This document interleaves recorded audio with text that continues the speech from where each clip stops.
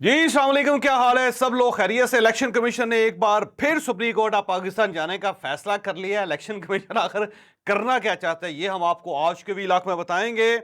और आज बिलावल भुट्टो साहब ने बड़ी क्लैरिटी के साथ बता दिया कि आईनी अदालत जो है वो हमारी मजबूरी है और वो इंतहाई ज़रूरी है, इसके बगैर कोई गुजारा नहीं। तो पाकिस्तान पीपल्स पार्टी ने अपनी राय दे दी है कि अब आईनी अदालत बनेगी या नहीं बनेगी, ये भी हम आपको आज के व्लॉग में बताएंगे।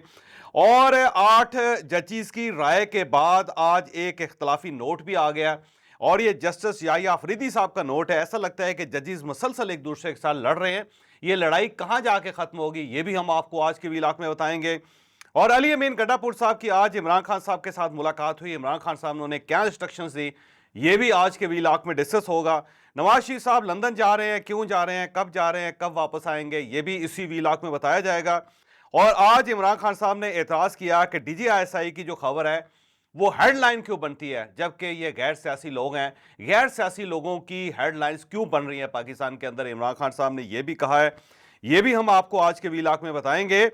और इसके साथ साथ आज गवर्नमेंट ऑफ पाकिस्तान ने डिक्लेयर कर दिया कि इमरान खान साहब का सरे दस्त मिलिट्री ट्रायल नहीं हो रहा। अब सवाल यह है कि क्या वाकई इमरान खान साहब का मिलिट्री ट्रायल होगा या नहीं होगा, ये भी हम आपको आज के व्लॉग में पूरी तफसील से बताएंगे। लेकिन व्लॉग की तरफ जाने से पहले मेरी रिक्वेस्ट है कि चैनल को सब्सक्राइब जरूर कीजिएगा और ये जो बेल आइकन है उसको जरूर प्रेस करें ताकि नोटिफिकेशन आपको मिलता रहे। और यही वो सपोर्ट है, यही वो फेवर है जो आप हमारी कर सकते हैं। आज भी इलेक्शन कमीशन का इजलास हुआ और इस इजलास में भी इलेक्शन कमीशन कोई फैसला नहीं कर सका, क्योंकि इलेक्शन कमीशन के पास अब दो तलवारें, एक इस साइड से चल रही है, एक इस साइड से चल रही है। इस साइड से स्पीकर साहब ने उन्हें खत लिख दिया, बल्कि एक स्पीकर ने लिखा, 3 स्पीकर से उनको खत लिख दिया है। और उन सब का यह कहना था कि क्योंकि आइन के अंदर, कानून के अंदर तब्दीली आ चुकी है, लिहाजा अब आपने पार्लियामेंट को वो इज्जत देनी है। लिहाजा एक साइड से वो स्पीकर साहब के प्रेशर में है और दूसरी साइड से सुप्रीम कोर्ट ऑफ पाकिस्तान का फैसला भी है। और ये फुल कोर्ट का फैसला था जिसमें 8 जजेस ने अपनी राय बार बार दे दी है। और इस साइड से भी इलेक्शन कमिश्नर के पास अब कोई स्पेस नहीं है, तो यहां से स्पेस नहीं है, यहां से स्पेस नहीं है और दरमियान में इलेक्शन कमिश्नर है। अगर इलेक्शन कमिश्नर स्पीकर साहब की बात नहीं मानते तो गवर्नमेंट नाराज हो जाएगी, और अगर गवर्नमेंट नाराज होगी तो फिर खुद राजा साहब का अंदाजा कर सकते हैं कि वो कहां स्टैंड करेंगे, क्योंकि इनकी रिटायरमेंट में अब सिर्फ 5 महीने बचे हैं। और दूसरी साइड पे अगर ये सुप्रीम कोर्ट ऑफ पाकिस्तान के सामने पेश हो जाते हैं, सुप्रीम कोर्ट ऑफ पाकिस्तान तौहीन अदालत में इनको सजा दे देती है, तो राजा साहब की बाकी जिंदगी जो है वो जेल के अंदर गुजरेगी। तो वो बड़ी मुश्किल में है और इस मुश्किल से निकलने की वो पूरी कोशिश कर रहे हैं, लेकिन कोई उनको सुझाव नहीं दे रहा कि वह किस साइड पे जाएं। लिहाजा उन्होंने एक बार फिर सुप्रीम कोर्ट ऑफ पाकिस्तान से राब्ता करने का फैसला कर लिया है कि जनाब ये सूरत हाल ये है कि एक साइड पे कानून है और वह कानून पास किया पार्लियामेंट ने, और दूसरी साइड पे आपका हुक्म है, और जो आपका हुक्म है उससे मैं दाएं बाएं नहीं हो सकता। लिहाजा वजाहत कर दें कि मैं करूं क्या, बड़ी क्लैरिटी के साथ। क्या जो पार्लियामेंट का फैसला है उसे मैंने नहीं मानना, अगर मैंने नहीं मानना तो फिर कल को जो उसके नताइज होंगे, क्या आप मुझे उससे बचाएंगे? और साथ सुप्रीम कोर्ट ऑफ पाकिस्तान से यह पूछना कि जनाब अगर मैं आपके हुक्म की पैरवी नहीं करता तो फिर मेरे जो गर्दन है उसके ऊपर जो वार किया जाएगा उसका जिम्मेदार कौन होगा? तो राजा साहब जो है दोबारा सुप्रीम कोर्ट ऑफ पाकिस्तान जा रहे हैं।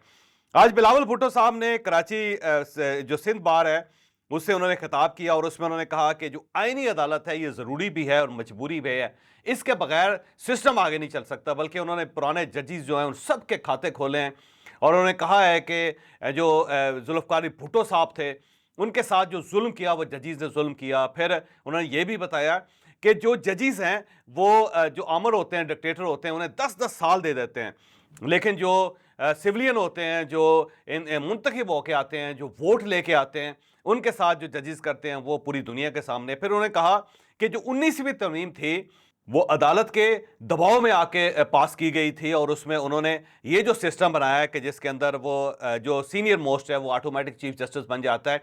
ये हमने अदालत के प्रेशर में आके ये कानून पास किया था, ये तरमीम की थी और इसका खमियाजा ये भुगतना पड़ रहा है कि आज सिस्टम कोलैप्स कर गया है।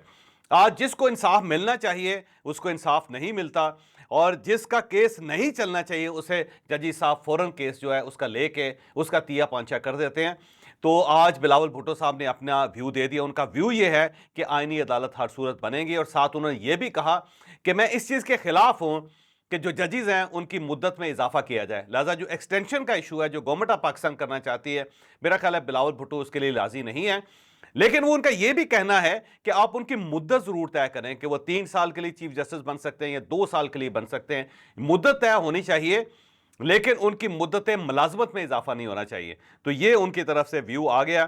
آج جسٹس یحییٰ آفریدی صاحب نے اختلافی نوٹ اپنا جاری کر دیا اور اس میں انہوں نے جو 8 ججز ہیں جن کا کل فیصلہ آیا تھا اس کے اوپر انہوں نے اعتراض کرتے ہوئے کہا کہ مکمل انصاف جو ہے وہ صرف غیر معمولی حالات میں ہی دیا جا سکتا ہے. اگر اسے ہم ہر جگہ پہ استعمال کریں گے تو اس سے پھر کنفیوژن اور کیاس پیدا ہوگا. ساتھ انہوں نے یہ بھی کہا کہ پاکستان تحریک انصاف جو تھے وہ اس معاملے میں فریق ہی نہیں تھی. وہ جو کیس تھا جس کے اندر فل کورٹ بیٹھی تھی وہ سنی اتحاد کونسل کا کیس تھا اور اس میں سلمان اکرم راجہ صاحب پیش ہوئے تھے لیکن وہ پارٹی کی طرف سے پیش نہیں ہوئے تھے. تو وہ سارا معاملہ جو تھا وہ سنی اتحاد کونسل کا تھا. لیکن میں اس بات پہ حیران ہوں کہ ہم نے پاکستان تحریک انصاف کو کیسے انصاف دے دیا جبکہ وہ تو فریق ہی نہیں تھی. جب فریق نہیں تھا کوئی شخص تو پھر اس کے حق میں فیصلہ کیسے ہو سکتا ہے. تو ایک اختلافی نوٹ جو ہے وہ جسٹس یحییٰ آفریدی صاحب کی طرف سے آیا ہے اور ایسا محسوس ہوتا ہے کہ ججز جو ہیں ایک دوسرے کے ساتھ باقاعدہ لڑ رہے ہیں. ایک طرف سے خط آ جاتا ہے پھر اس کا جواب آ جاتا ہے, ایک طرف سے فیصلہ آتا ہے پھر اس فیصلے کے اوپر اختلافی نوٹ سامنے آ جاتا ہے. یہ ایک انتہائی افسوسناک صورتحال ہے اور جو پولرائزیشن آپ کو عموماً گلیوں میں نظر آتی تھی, ملک کے اندر نظر آتی تھی, وہ اب سپریم کورٹ آف پاکستان میں بھی پہنچ گئی ہے جو انتہائی افسوسناک ہے. میرا خیال ہے اگر یہ سلسلہ نہ رکا تو سپریم کورٹ آف پاکستان کی عزت پہ بہت حرف آئے گا کیونکہ پورا پاکستان ہمیشہ سپریم کورٹ آف پاکستان کی طرف دیکھتا ہے اور جب وہاں پہ ججز لڑیں گے اور اس طرح لڑیں گے جس طرح گڑی محلوں کے اندر لڑائی ہوتی ہے تو پھر میرا نہیں خیال کہ اس کی عزت بچے گی. تو ججز کو کچھ نہ کچھ بیٹھ کے فیصلہ کرنا پڑے گا کہ کون سی ایسی ڈومین ہے جس کے اندر رہ کے ہم نے فیصلے کرنے اور کس سے ہم نے باہر نہیں جانا. اور اگر یہ فیصلہ نہیں ہوتا تو یہ جو قیاس اور کنفیوژن ہے وہ آنے والے دنوں میں پورے انصاف کے سسٹم کو لے کے بیٹھ جائے گی. اب ہم آتے ہیں علی امین گنڈا پور صاحب کی طرف. آج علی امین گنڈا پور صاحب نے عمران خان صاحب کے ساتھ ملاقات کی جیل کے اندر اور وہاں دونوں اکیلے بیٹھے رہے اور جو میرے سورسز ہیں وہ یہ کہتے ہیں کہ عمران خان صاحب نے گنڈا پور صاحب سے پوچھا کہ جناب اگر آپ نے لاہور پہنچنا تھا تو آپ پشاور سے جلدی کیوں نہیں نکلے. تو اس پہ گنڈا پور صاحب نے بڑی تعویل دی. انہوں نے بتایا کہ کیا مصروفیت تھی, کس طرح تھی, قافلے آنے میں بڑی تاخیر ہو گئی. پھر جب ہم یہاں پہنچے تو ہم چاہتے تھے کہ اکٹھے نکلیں یہاں سے کیونکہ موٹر وے کے اوپر انہوں نے پولیس لگائی ہوئی تھی اور ہمارا خیال یہ تھا کہ اگر الگ الگ گئے تو ان گاڑیوں کو ڈائیورٹ کر دیں گے, ان کو کھیتوں کے اندر اتار دیں گے. تو ہم نے چاہا کہ سب اکٹھے ہو جائیں, جب اکٹھے ہو گئے تو پھر چلیں گے. ساتھ انہوں نے یہ بھی بتایا کہ پارٹی کے لوگ ہیں جنہوں نے تعاون نہیں کیا, جنہوں نے اپنے قافلے نہیں بھجوائے اور اگر کسی نے بھیجے تو لوگ کم تھے, گاڑیاں نہیں تھیں یا ان کے اندر پیٹرول نہیں تھا یا ان کے اندر کھانا نہیں تھا. اور جب سب لوگ اکٹھے ہوئے تو اس وقت بہت ٹائم گزر گیا تھا اور جب ہم پہنچے تو راستے میں رکاوٹیں بہت زیادہ تھی. پوری پولیس انہوں نے پنجاب کی وہاں پہ لگائی وغیرہ وغیرہ. لیکن عمران خان صاحب مطمئن نہیں ہوئے. اب عمران خان صاحب نے کہا کہ ٹھیک ہے لاہور دور ہے لیکن اب ہم راولپنڈی میں جلسہ کر رہے ہیں تو آپ نے جو زور لگانا ہے وہ راولپنڈی کے اندر لگائیں کیونکہ جو صورتحال ہے اس وقت ججز کی اور جو نئے D G I S I آئے ہیں ان دونوں کو سامنے رکھ کے آپ نے راولپنڈی میں جلسہ کرنا ہے. جلسہ بڑا تگڑا ہونا چاہیے تاکہ پتہ چلے کہ پاکستان تحریک انصاف کے اندر بیداری ہو رہی ہے اور اب لوگ جاگ رہے ہیں. اور اب اگر اسٹیبلشمنٹ نے کوئی وار کیا, انہوں نے عدالت کو رگڑا لگانے کی کوشش کی یا عدالت کو توڑنے کی کوشش کی یا ججز کو نقصان پہنچایا, ججز کو مستعفی ہونے پہ مجبور کیا تو پھر ہم پیچھے نہیں ہٹیں گے, پھر انہیں اس کا خمیازہ بھگتنا پڑے گا. تو آپ راولپنڈی آئیں, بھرپور جلسہ کریں اور بھرپور قسم کی تقریر کریں, بلکہ جو آپ نے 8 سپٹمبر کو تقریر کی تھی اس سے بڑی تقریر کریں. تو عمران خان صاحب نے ان کو ہدایت دے دی. ساتھ انہوں نے یہ بھی پوچھا کہ عمر ایوب جو ہے ان کے ساتھ آپ کی کیا لڑائی ہے کہ جس کی وجہ سے وہ جلسے میں نہیں آتے, تو آپ عمر ایوب کے ساتھ تعلقات اپنے بہتر بنائیں. تو علی امین گنڈا پور صاحب عنقریب عمر ایوب صاحب کے ساتھ رابطہ بھی کر رہے ہیں اور ملاقات بھی کر رہے ہیں اور میرا خیال ہے جو ان کے ڈسٹنس ہے وہ آنے والے دنوں میں ختم ہو جائیں گے. میاں نواز شریف صاحب سے ریلیٹڈ ایک خبر ہے کہ وہ 2 ہفتے کے لیے لندن جا رہے ہیں اور مریم نواز صاحبہ ان کے ساتھ جا رہی ہیں. میاں نواز شریف صاحب کی طبیعت خراب ہے اور وہ اپنے ڈاکٹر کو دکھانا چاہتے ہیں. مریم نواز صاحبہ اس لیے ان کے ساتھ جا رہی ہیں اور 2 ہفتے وہ وہاں پہ قیام کریں گے اور اس کے بعد مریم نواز صاحبہ میاں نواز شریف صاحب کو ساتھ لے کے واپس آئیں گی. اب سوال پھر وہی بنتا ہے کہ کیا واقعی میاں نواز شریف صاحب واپس آئیں گے, کیونکہ یہاں پہ پاکستان تحریک انصاف یہ پروپیگنڈا کر رہی ہے کہ میاں نواز شریف صاحب ملک سے بھاگنا چاہتے ہیں.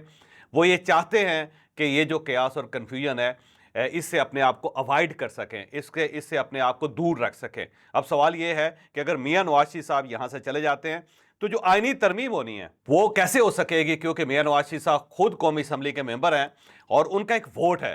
اب اگر یہ ووٹ کم ہو جاتا ہے تو پھر ظاہر ہے پاکستان مسلم لیگ نون کو بڑا نقصان ہوگا۔ تو اب میرا خیال یہ ہے کہ یہ آئینی ترمیم کے بعد ہی میاں صاحب باہر جائیں گے، اور اگر یہ اس سے پہلے چلے جاتے ہیں تو پھر میرا خیال ہے میاں شہباز شریف صاحب کو سوچنا چاہیے کہ وہ کہاں پہ سٹینڈ کرتے ہیں۔ پھر اس کا مطلب یہی لیا جائے گا کہ میاں نواز شریف صاحب اپنے چھوٹے بھائی سے ناراض ہے، کیونکہ آئینی ترمیم جو ہے وہ گورنمنٹ نے ہر صورت کرنی ہے، اس کے بغیر یہ گورنمنٹ بچ نہیں سکتی۔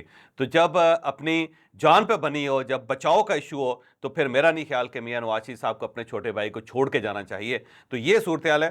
میرا ذاتی خیال یہ ہے کہ میاں نواز شریف صاحب اپنا ووٹ کاسٹ کرنے کے بعد ہی جائیں گے، اور اب میاں صاحب نے اگر فیصلہ کر لیا جانے کا تو بڑی جلدی پھر آئینی ترمیم آ جائے گی۔ میاں شہباز شریف صاحب جب امریکہ سے واپس آئیں گے تو گورنمنٹ ہو سکتا ہے اس پوزیشن میں ہو کہ وہ فوری طور پہ ترمیم کر لے، اور اس کے ساتھ ساتھ 63A کا، کیونکہ 30 سپٹمبر کو کیس لگا ہوا ہے، اور مجھے لگتا ہے کہ اس کا بھی بڑی جلدی فیصلہ ہو جائے گا تاکہ اکتوبر کے پہلے ہفتے میں گورنمنٹ جو ترمیمی پیکج ہے اس کو قومی اسمبلی میں لا سکے اور اس کے بعد اس پہ اوپر ووٹنگ ہو سکے۔ آج عمران خان صاحب نے میڈیا سے بات کی جیل کے اندر، انہوں نے کہا کہ یہ جو DGI ہیں ان کی تعیناتی ہیڈ لائنز بنتی ہے، دنیا میں کسی جگہ ایسا نہیں ہوتا ہے کہ جو فوج کے اندر تبدیلیاں ہیں وہ ہیڈ لائنز بنے، اور پاکستان اس معاملے میں بالکل انوکھا ملک ہے، ایسا نہیں ہونا چاہیے۔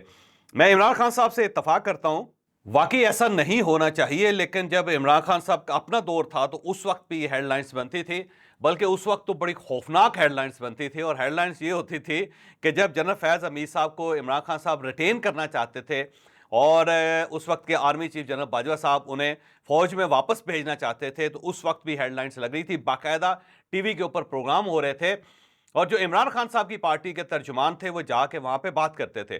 پھر جب یہ طے ہو گیا تو اس کے بعد شہباز گل صاحب کا ایک ٹویٹ آئی تھی جس کے اوپر بہت زیادہ پھٹا پڑا تھا، اور ٹویٹ یہ تھے کہ جو نیا پینل ہے، جو نئے لوگ بھیجے جا رہے ہیں 3، ان میں سے عمران خان صاحب ایک سلیکٹ کریں گے، لیکن تینوں کے انٹرویوز ہوں گے، اور یہ شہباز گل صاحب نے اس وقت ٹویٹ کی تھی، اور اس کے بعد اس کے اوپر ٹھیک ٹھاک قسم کی خبریں بنی تھی، ہیڈ لائنز بنی تھی کہ اب جو نیا DGI ہوگا وہ پہلے وزیر اعظم صاحب اس کا انٹرویو کر کے فیصلہ کریں گے۔ لہٰذا تینوں امیدواروں کی فہرست جب پہنچی تو اس کے بعد عمران خان صاحب نے تینوں کے ساتھ ملاقات کر کے فیصلہ کیا تھا کہ جنرل ندیم انجم، جس سے ظاہر آرمی چیف بنانا چاہتے تھے، اور عمران خان صاحب لیکن اس کے باوجود وہاں پہ انٹرویوز کیے تھے، تو یہ بھی ہیڈ لائنز بنی تھی۔ تو میرا خیال ہے کہ عمران خان صاحب کو اپنے زمانے میں یہ ہیڈ لائنز روکنی چاہیے تھی، لیکن اس وقت عمران خان صاحب نہیں روکتے تھے، بلکہ جب بھی آرمی چیف کے ساتھ ان کی ملاقات ہوتی تھی یا DGI کے ساتھ ملاقات ہوتی تھی تو عمران خان صاحب کا جو میڈیا سیل ہے وہ باقاعدہ تصویر اس کی نشر کرتا تھا، ریلیز کرتا تھا، اور وہ ٹیلی ویژنز کے اوپر اور اخباروں کے اوپر باقاعدہ وہ چھپتی تھی، چلتی تھی۔ تو عمران خان صاحب اس لیول تک ہیڈ لائنز کا بندوبست کرتے تھے اس دور میں، تو میرا خیال ہے یہ بند ہونا چاہیے، اور عمران خان صاحب کو پہلے جو اپنا ماضی ہے اس پہ معافی مانگنی چاہیے۔ ساتھ ہی عمران خان صاحب نے یہ بھی کہا کہ ملک اس وقت مکمل پولیس اسٹیٹ بن چکا ہے، اور جو اس وقت مارشل لا ہے وہ جنرل ضیاء الحق اور جنرل پرویز مشرف کے مارشل لا سے بھی سخت ہے، اور ایسا نہیں ہونا چاہیے۔ ہم تو جنرل مشرف کے دور میں بھی جلسے کرتے تھے لیکن کسی نے اس وقت نہیں روکا تھا، آج ہمیں روکا جا رہا ہے۔ ہو سکتا ہے عمران خان صاحب کی بات درست ہو، لیکن جتنا بڑا خوفناک مارشل لا عمران خان صاحب کے دور میں تھا، میرا نہیں خیال کہ آج وہ زمانہ ہے، کیونکہ اس وقت عمران خان صاحب جس کی طرف اشارہ کرتے تھے نیب اسے گرفتار کر کے جیل کے اندر پھینک دیتا تھا، اور 90 دن پھر اس آدمی کی نہ کوئی بیل ہوتی تھی، نہ اس کے ساتھ کسی کی ملاقات ہوتی تھی، بلکہ جب کوئی کیس نہیں بن پا رہا ہوتا تھا تو رانا ثناءاللہ صاحب کے اوپر 15-16 کلو ہیروئن ڈال کے ان کو گرفتار کر لیا جاتا تھا۔ مارشل لا اس کو کہتے ہیں کہ جو شخص آپ کو پسند نہیں اسے اٹھائے اور اٹھا کے جیل کے اندر پھینک دے، اور اس کے بعد پھر 2 سال تک وہ آدمی باہر نہ آ سکے۔ ایون جو شاہد خاقان عباسی اور مفتاح اسماعیل کے ساتھ ظلم ہوا ہے، میرا خیال ہے وہ واقعی ظلم ہے، اور اس پہ بعد میں نیب کے اہلکاروں نے معافی مانگی ان کے پاس جا کے، اور اس کی بنیادی وجہ یہ ہے کہ LNG کا کیس نہیں بنتا تھا، لیکن عمران خان صاحب نے کیس بنایا، اور کیس بنا کے ان دونوں کو بھی جیل کے اندر پھینک دیا، اور بڑی مشکل سے یہ جیل سے باہر آئے۔ तो ये दौर था इमरान खान साहब का। उस वक्त अगर मार्शल को देखा जाए तो इंतहाई खौफनाक मार्शल था। मीडिया को नहीं चलने दिया जा रहा था, एंकर्स को ऑफ स्क्रीन कर दिया जाता था, सियासी वर्कर्स को गिरफ्तार कर दिया जाता था, और उसके बाद ब्यूरोक्रेट्स जो थे उन सबको जकड़ के रखा हुआ था। तो सिस्टम वो भी बड़ा खौफनाक था। फिर उन्होंने कहा कि इलेक्शन कमीशन जो है वो जानबदार है, और ये साबित हो गया है कि ये सिर्फ जानबदार एम्पायर नहीं है बल्कि ये ओपनर बल्लेबाज भी हैं गवर्नमेंट के। और उन्होंने कहा ये जो फैसला आया सुप्रीम कोर्ट ऑफ पाकिस्तान का, इसे हर सूरत इसके ऊपर अमल दरामद होना चाहिए, और अगर नहीं होता तो हम सड़कों के ऊपर एहतजाज करेंगे, अदलिया के साथ खड़े हैं। लेकिन मेरा ख्याल है इमरान खान साहब जो सिलेक्टिव अदलिया उसके साथ खड़े हैं, सिर्फ 8 जजेस के साथ खड़े हैं, बाकी अदलिया को अदलिया नहीं मानते। आज एक और इमरान खान साहब के लिए खुशखबरी आई है। आज इस्लामाबाद हाई कोर्ट में मियां गुल हसन औरंगजेब साहब की अदालत में केस चल रहा था, और ये केस था इमरान खान साहब की तरफ से। इमरान खान साहब ने एक पिटीशन की थी कि हुकूमत पाकिस्तान मेरा मिलिट्री ट्रायल करना चाहती है, लिहाजा इसे रोका जाए। तो जज साहब ने गवर्नमेंट की राय मांगी थी, तो आज एडिशनल अटॉर्नी जनरल वहाँ अदालत में आए थे, और उन्होंने कहा कि हमने सर-ए-दस मिलिट्री ट्रायल का कोई फैसला नहीं किया गवर्नमेंट ने, और अगर ये फैसला किसी वक्त हुआ तो कानून के मुताबिक होगा, मजिस्ट्रेट के पास लेके आएंगे इस इशू को, और मजिस्ट्रेट की इजाज़त से ही ये फैसला हो सकेगा, इसके बगैर नहीं हो सकेगा। इसके बाद जज साहब ने ये केस निपटा दिया। अब सवाल ये कि क्या वाकई हुकूमत पाकिस्तान मिलिट्री ट्रायल नहीं करना चाहती, इमरान खान साहब का सर-ए-दस वाकई नहीं करना चाहते? मिलिट्री ट्रायल सबसे पहले जो जनरल फैज़ हमीद साहब का कोर्ट मार्शल है, जब वो मुकम्मल हो जाएगा तो उसके बाद इमरान खान साहब का मिलिट्री ट्रायल होगा, क्योंकि जो बुनियादी मुल्ज़िम है, जो बुनियादी मुजरिम है, जब तक उसे सज़ा नहीं होगी, जो उसके साथी हैं उनको सज़ा नहीं हो सकेगी। तो सबसे पहले जनरल फैज़ हमीद साहब का मिलिट्री ट्रायल मुकम्मल होगा, उनका कोर्ट मार्शल मुकम्मल होगा, तो फिर उसके साथ साथ जो बेनिफिशरीज हैं, जो उनके साथी हैं, उन सब का मिलिट्री ट्रायल होगा। तो इमरान खान साहब जो है, मेरा ख्याल अगले 3-4 महीने तो उनका मिलिट्री ट्रायल नहीं हो रहा, लेकिन यूं ही जनरल फैज़ हमीद साहब का कोर्ट मार्शल कंक्लूड होगा तो फिर इमरान खान साहब का मिलिट्री ट्रायल हो जाएगा। ये खबर है जो मैं आपको दे रहा हूँ। इजाज़त दीजिए, अगले व्लॉग में मुलाकात होगी।